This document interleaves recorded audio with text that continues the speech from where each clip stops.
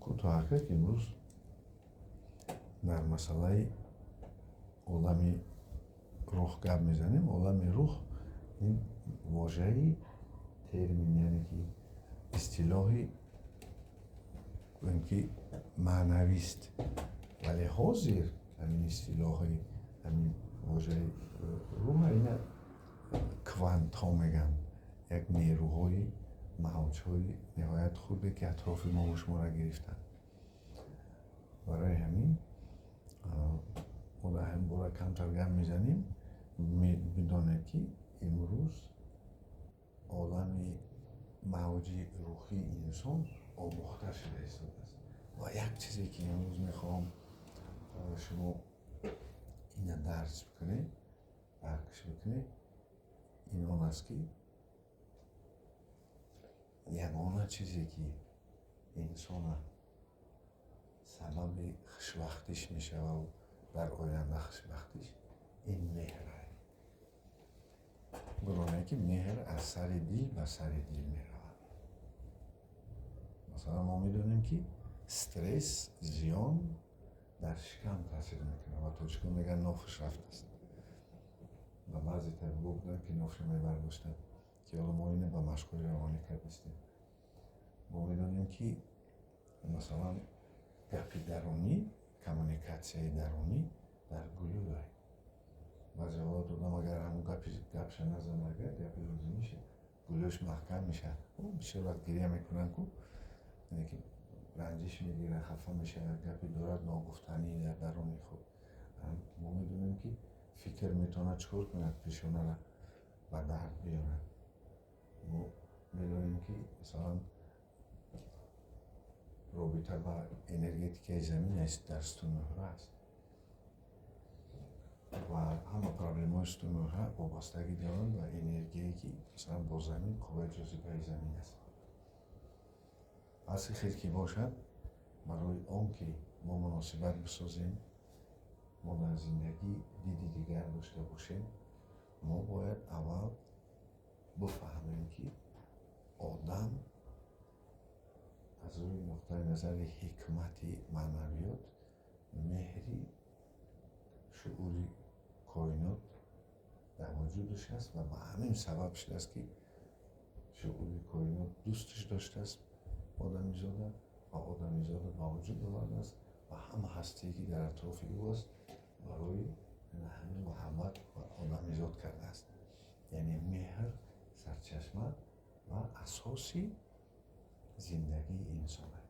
در علم فیزیک ما میدونیم که هستن قوه‌هایی که یکدیگر را میکشند و هستن قوه‌های یکدیگر را تیله میگیرند. شما آهن ربا رو دیدگیه نه؟ آهن ربا یک طرفش جذب میکنه، کهربا یک طرف دیگرش چکار میکنه؟ تیله میزنه. برای همین در زندگی بدونید هستن کسایی که طبیعت شما با آنها راست نمیگیره، خواهید نخواهید شما با باید مناسب سازی کردن نمیتونه. خیلی عقل بزرگ برکنه که همین قوایی که طبیعت آنها رو از یکدیگر دور میکنه اینه برطرف کنه. هستن آدمایی که شما با آنها مناسبت ساخته میتونه، یعنی بین شما یک قوای جذب کننده است. انا همین قوای جذب کننده در بین آدمان مناسبتی فیزیولوژی بیولوژی اینه مهر میگن. برای اینکه مهر پیدا شود ما باید البته بدانیم که چیزهای ارزش ما چی در زندگی، چیزهای مقدس ارزش ما چیه؟ کیه؟ سعی کرده از اون که خودتون دوست داشتن اون خانواده شما زندگی میکنید و مهر کنید یا دیگر رو ببخشید تا که مهر را زیاد شود. توفه ها فریستی گفتی رسول اکرم تا مهر را زیاد شود، تا کینه ها برطرف شود. مهر البته هستن با استادان معلم صنفیه که همه در یادشون دارن. مهر هستن با فرهنگ نمی تاجیکیت ما و شما که کلتور و فرهنگ مدنیت ما و شماست. مهر است به وطن، مهر است به طبیعت و البته مهر است به شعور کائنات. آفریدگاری که همه این چیزها رو برای ما و شما آفریده است. و بدانید که امروز طبیعت مهر هم آموخته شده ایستاده است. یک نور است از روح انسان که با سر دل انسان و سر دل آدم دیگر میرسد.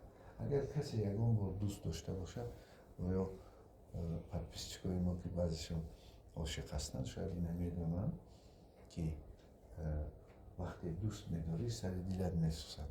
ҳаст агар ягон кас муҳаббата ҳис карда бошад як сӯзиши форами сари дил ҳаст. дар ёд гиред меҳр ҳама вақт як нурест ки аз сари дили шумо меравад ва ба касе адресат ба ҳамон нишоне меравад ки шумо ҳамон касро дӯст медоред. барои ҳамин ки пеш аз он ки инсон дар меҳри охирону ишқи охирони худ барасад, яъне ки ба худованд ошиқ шавад, худовандро дӯст дорад, аввал дар одамо машқ мекунад. ва ҳастанд касоне ки ба ҳамин ишқ ҳам ҳамин дунёро тарк мекунанд. ҳатто он қадар меҳр муҳаббат чизи бақувват аст ки ин табиаташ табиати масалан вуҷуди поки шӯри коинот аст. он қадар бузурге ки ҳатто мегӯянд оташи дӯзах одами ошиқро намесӯзад.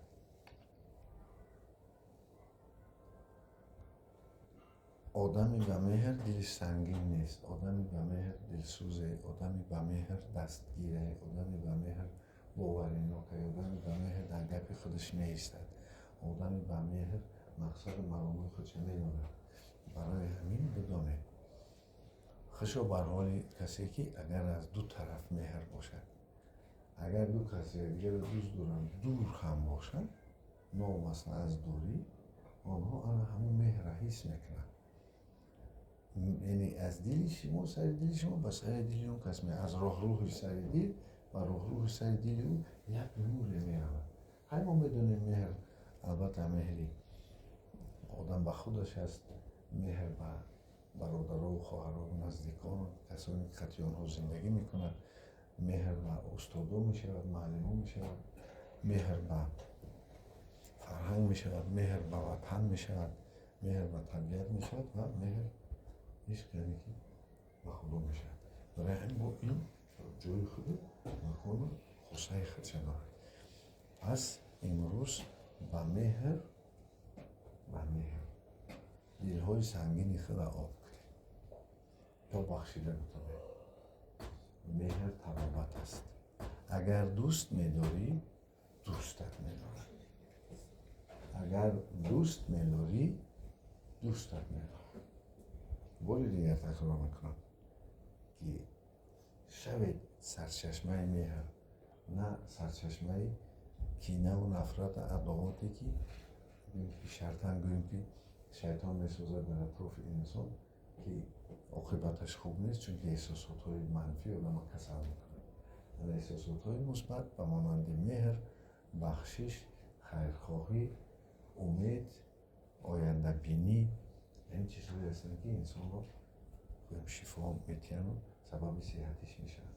барои ҳамин кӯшиш кунед дӯст доред, ба меҳр бошед, бахшида битонед ва ҳама вақт кори хуба аз он ҷумла сеҳатира интизор шавед ва албатта дар таманниётҳои худ барои наздикони худу албатта барои ватану миллату давлати худ ҳам дуо кунед ки дар замонае ки ҳозир ҳаст